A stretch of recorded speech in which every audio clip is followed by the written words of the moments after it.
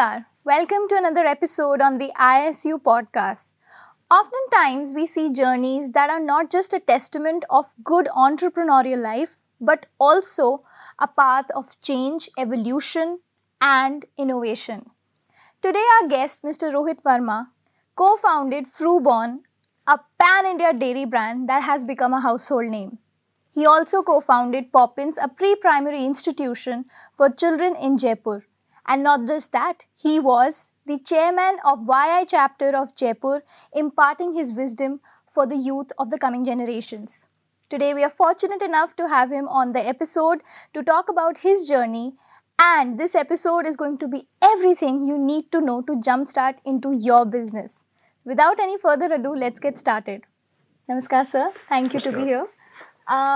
First question, and something that has been lingering in my mind since we thought about this episode. You started with a corporate background, you started your journey there, and then eventually you moved towards entrepreneurship, like with FruBon and Poppins and everything else that you've done. How did that change happen, and how do you think that journey has been till date? First of all, my sincere thanks, Priyal, for having me here. It's an absolute pleasure and to interact with you and to share my thoughts. So just to give you a brief background, my father started the current company which I'm running under the brand name of FruBon. And he's a graduate from NDRI Karnal, that is National Dairy Research Institute Karnal. So while we were growing up, we were part of this. So there's nobody else in the family who is from a business background. My father also used to work with RCDF, that is Rajasthan Cooperative Dairy Federation, which we know as Saras.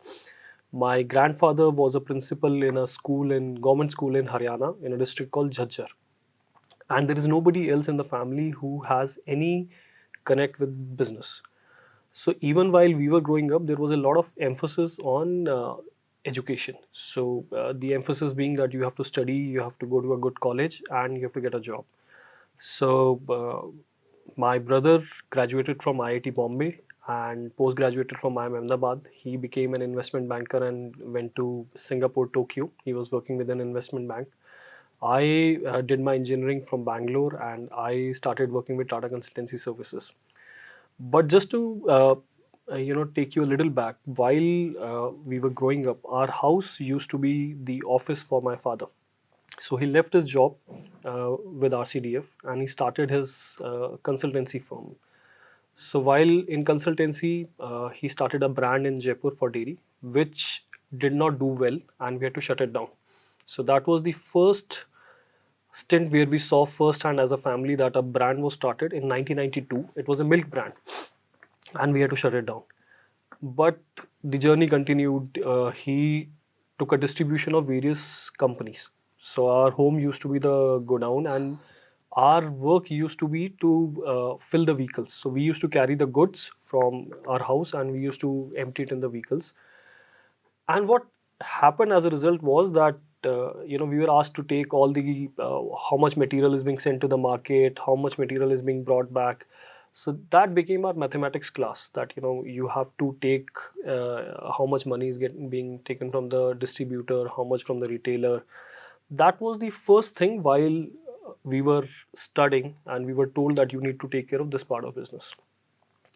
My brother moved out to Bombay and Singapore. I moved to Bangalore and then Bombay, and my father kept building the business. So the first brand that he founded was Lotus in 2004, and then I decided to come back in 2009. So we were two brothers. My father asked that one of you should come and support the family, so I decided to come back, and my brother came back in 2013. And in 2017, we started this new brand called FruBon. So both of us, me and my brother, are currently into the active operations of this business, and both of us have brought back our own learnings from our part of the world. So I got in a lot of learnings from the Tata value culture. So a lot of people talk about the Tata value chain or how the Tata ethics. But honestly speaking, unless you witness it firsthand, that the kind of support you get as an employee and the kind of ethics you are built into, you cannot understand from an outside world that how Tatas shape you. So that is something which I try to get it in my company in whichever form or way that the ethics, the value system. Similarly, my brother Rahul, he gets in a lot of culture from outside. So in terms of whatever the products are available globally, in terms of product innovation. So in India, if you talk about milk, it's usually pasteurized milk, toned, double toned, full Yes. cream milk. Okay, but if you talk about the products available outside India, you have, say, a high-low, that is high calcium, low fat, or a high protein milk. A lot of things have started happening in India, but in terms of yogurts, in terms of drinking yogurts, in terms of Greek yogurts.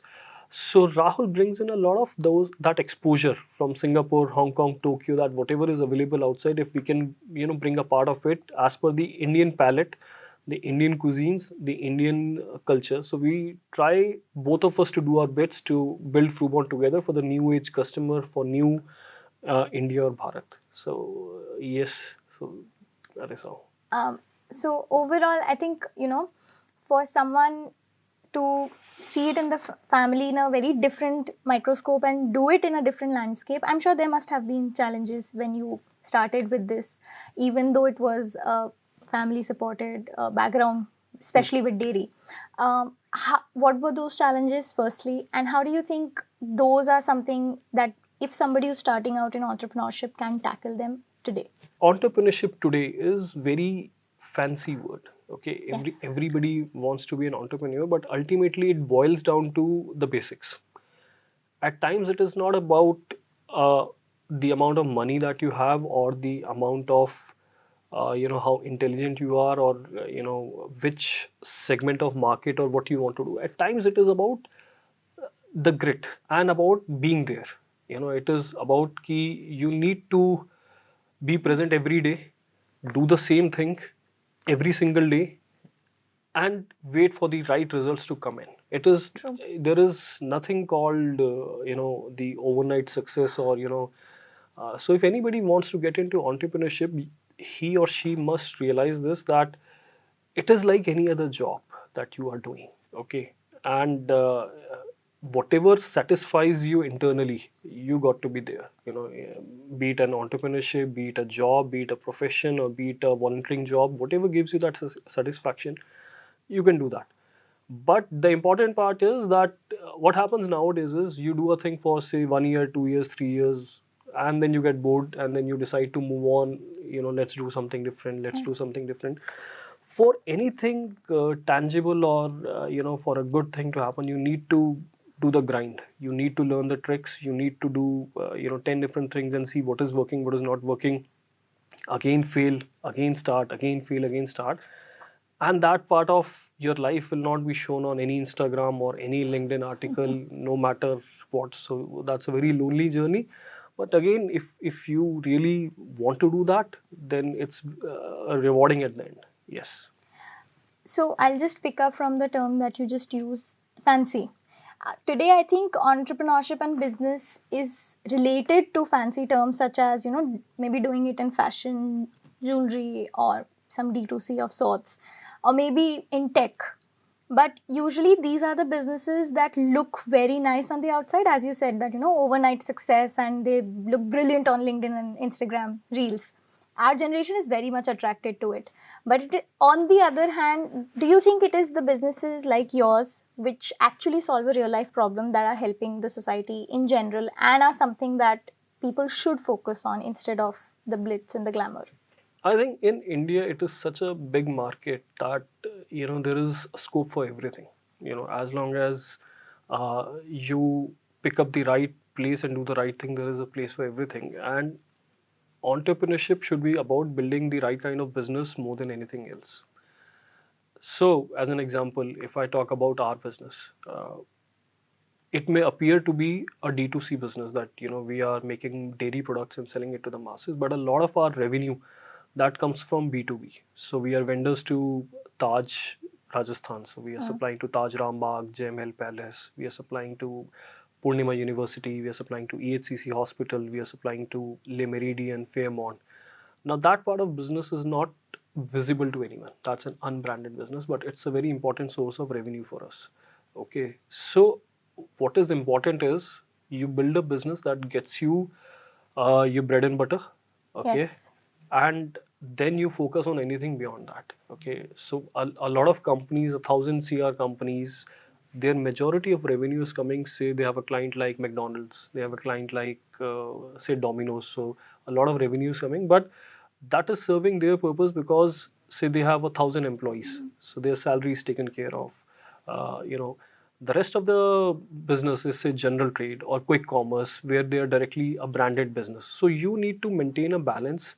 I know a lot of fashion companies, since you mentioned fashion, those who are building you know articles for third party companies, for Italian companies, for so it actually depends on what part of life you are on. Say suppose you are starting from a scratch, you don't have anything in your hand, then probably it will make more sense to get a balanced view, that you have a somebody to give you a bread and butter that gets you going, and you have enough money to build your brand. Why? Because brand building is a very capital intensive thing, and it's a very slow thing.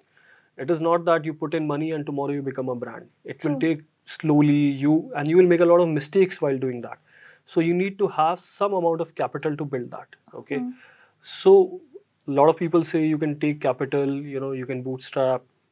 I would say it is not necessary you start directly building a brand. You can do something for somebody else if you have the resources, if you have the right energy. Start building for somebody else as a third party manufacturer. Get enough money on your plate and start building your brand slowly side by side. So you can do both the things. So what is important is not satisfying your ego, satisfying what the common sense of the business is, that you need to have a good balance sheet and build upon it.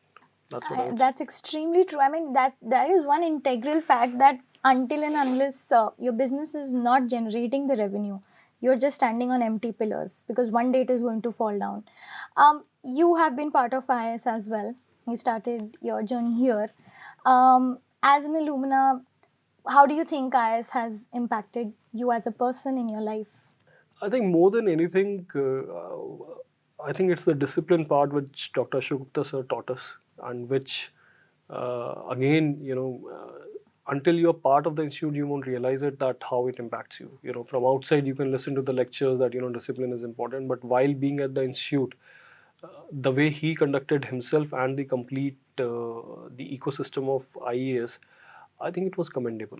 The way sir handled everything with such a grace and yet with so much discipline, it was commendable. So I think that is one part which has impacted me. The second part is, even when the entrepreneurship wasn't a big word, a buzzword, Yes. Ashok Gupta sir was the he started from nothing. He True. started, he took a land here, and we saw this building come up in front of us. We saw ICG took shape in front of us. We saw the new building, the Sitapura campus took shape, and he started from scratch without borrowing the so-called money or angel investors or whatever. He built up a team, he built up an institution, and he built up so many people, and he gave back to the society.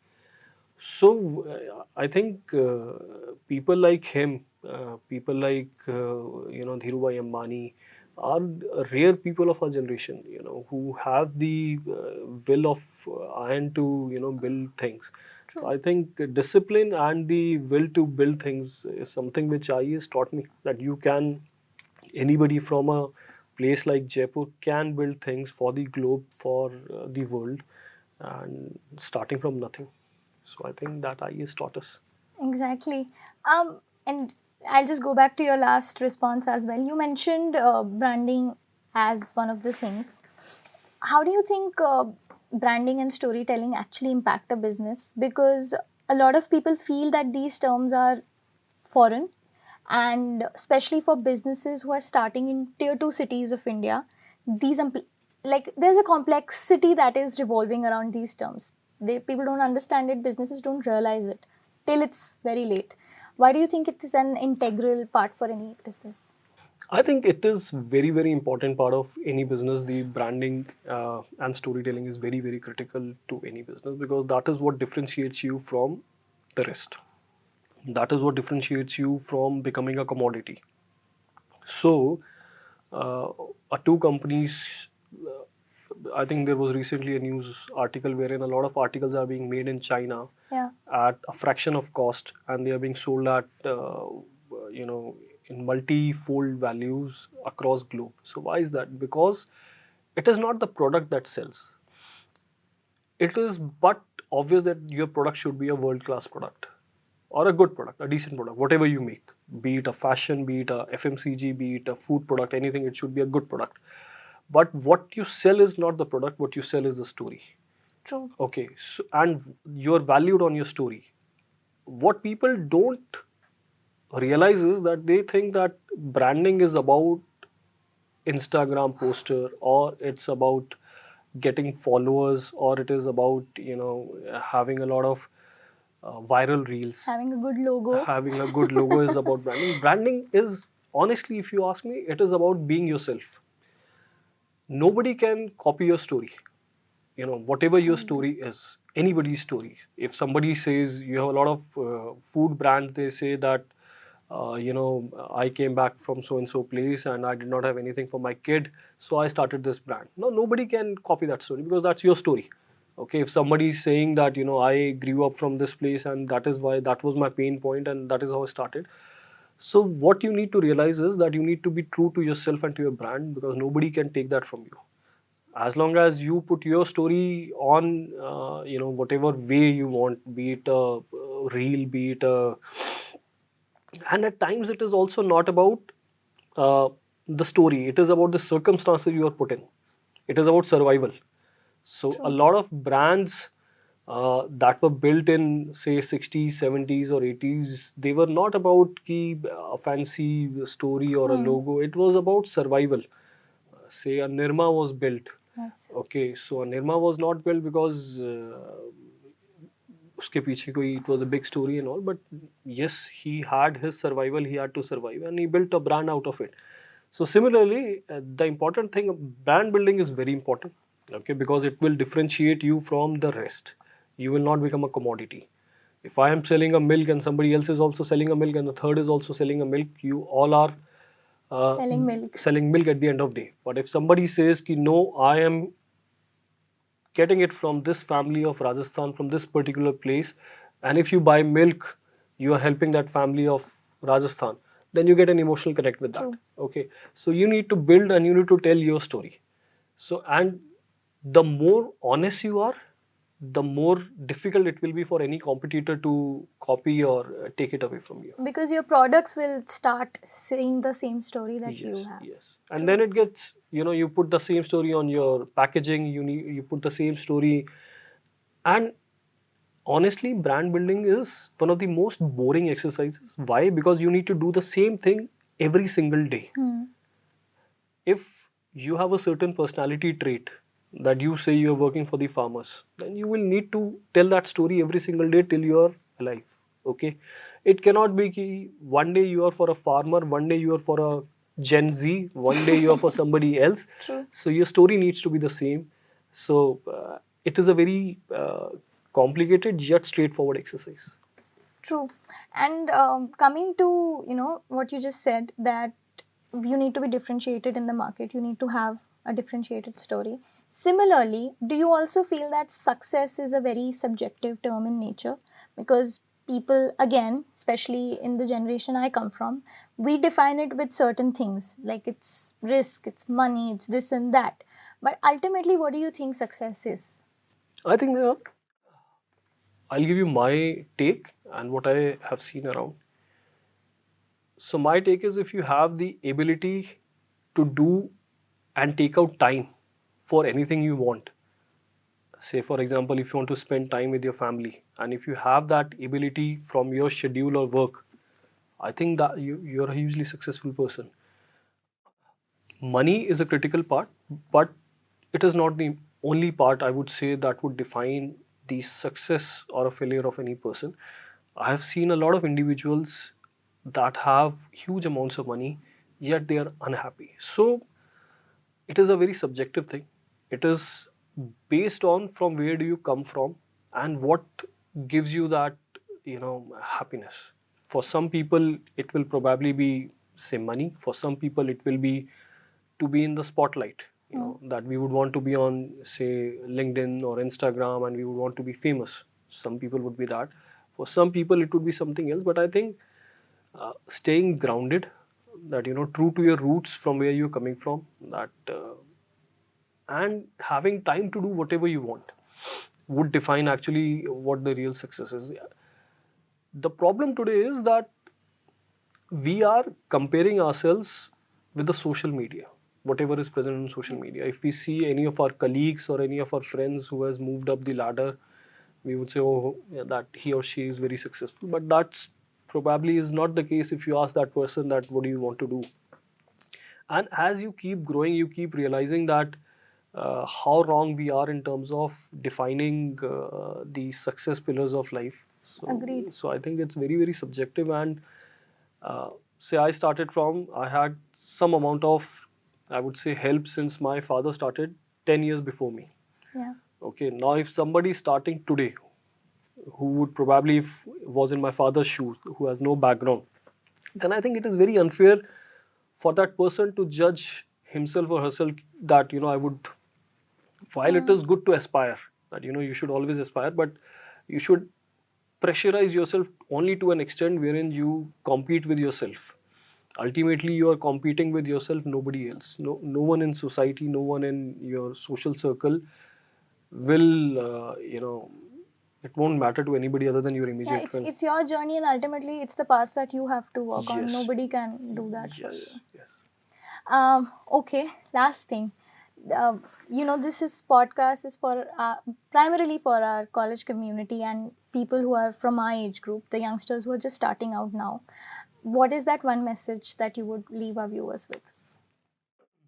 I think I mentioned earlier also that the gyan is sufficiently available on LinkedIn, social media. You open anything, you open Chat GPT, you will be able to, get a lot of things to, uh, the important thing for you to realize is that there are certain basic things that need to be taken care of, irrespective of what you do in life.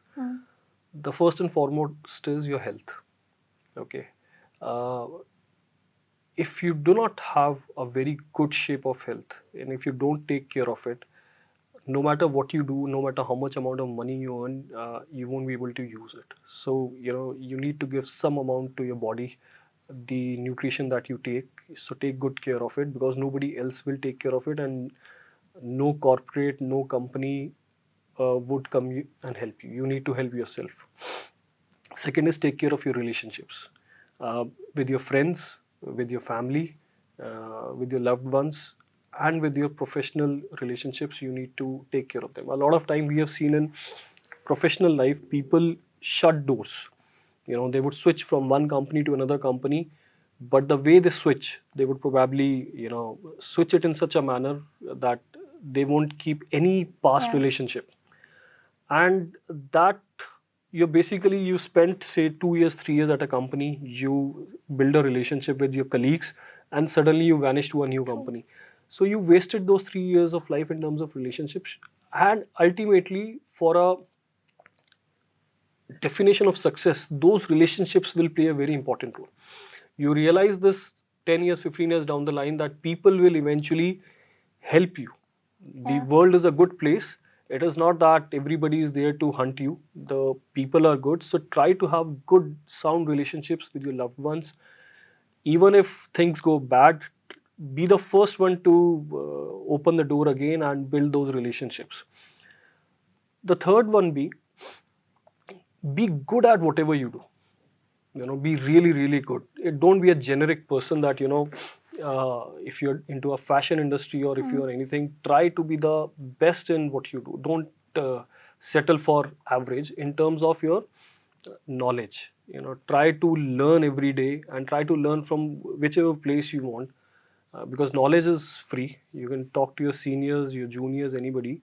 uh, Only then would you actually get to something admirable in the world. If you want to be a generic person, probably you will not get that satisfaction. So try to be the best in terms of, that will define your leadership skills. If you do not know anything, or you know half, your juniors will not value you, your seniors will not value you. But if you know your core subject in and out, you will be able to lead by example, that this person knows his or her subject and can guide us. So these many things. That was extremely, not just about entrepreneurship, but I think this episode taught a lot about life as well. Thank you so much for sitting down for this conversation with us. It was a pleasure to have you. Pleasure is all mine, and happy to be here and connecting with all of you. Thank you so much for having me. Thank you. Thank you to the viewers who tuned in for this episode. I'm sure you're taking in a whole lot of wisdom, not just about business and entrepreneurship, but also about life. You can check out similar episodes on our podcast channel. Please make sure to subscribe. Till then, please take care. I'll see you next week. Bye-bye. Thank you.